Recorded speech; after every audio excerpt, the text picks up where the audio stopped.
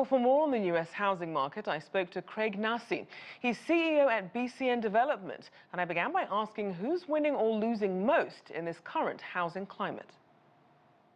The U.S. government has gone above and beyond in subsidizing people and helping them during the crisis for the last couple of years, and I think it's just extraordinary what's happened. I think part of the terrible inflation crisis we're going through right now is really attached to what the government did do. I think the government was being too nice, and that's put us in the dilemma we are today. People are spending more than ever. They're buying things they never bought before because they have the excess cash and they have the cash flow. A lot of them had two incomes. They had one income from the government, and they were still doing a side job that they weren't reporting on the side. So, it's a very interesting new consumer base that the U.S. has now that they never had before. So let's break some of that down, because we did see Fannie Mae recently announce that it would back mortgages up to $1 million. That's their highest ever. Why do you think they made that decision, and how do you see that impacting the housing market? The reality is there's no such thing as buying a house anymore for $100,000 or $200,000. Really, we don't see that. I mean, even in the Midwest, it's very hard to find a house that low. So the reality is the average American family is buying houses for double, triple that these days. And, they need to be in that marketplace. They need to be at $750,000 to $1 million.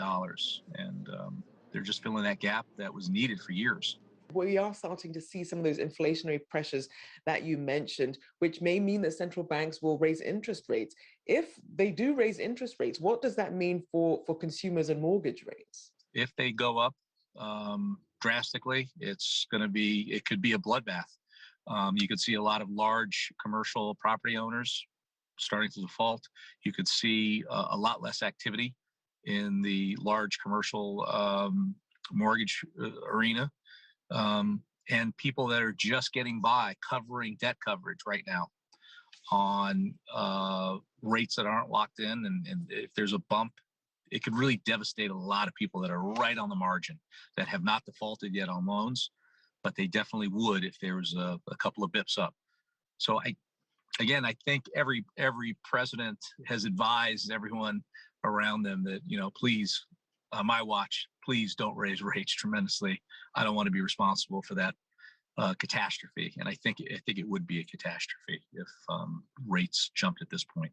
So to that point then, as you look at the sorts of concerns, people wondering about a housing bubble, people wondering about evictions, what would you say are the top concerns in the US housing market right now?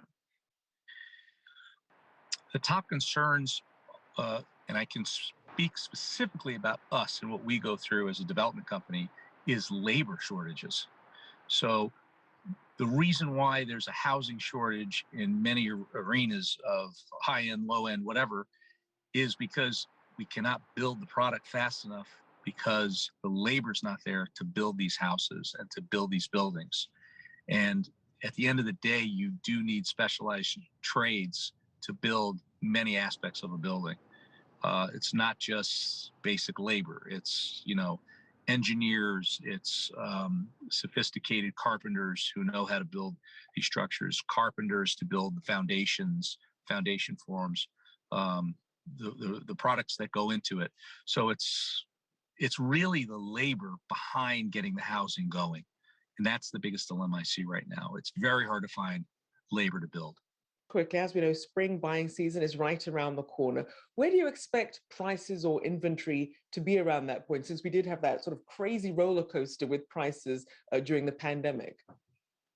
Again, supply I see being down again, and that's attributed to labor shortages and material shortages as well, and material hikes. So there's construction projects all across the United States that have just stopped because material prices have gone up anywhere from 20 to 80% in certain industries.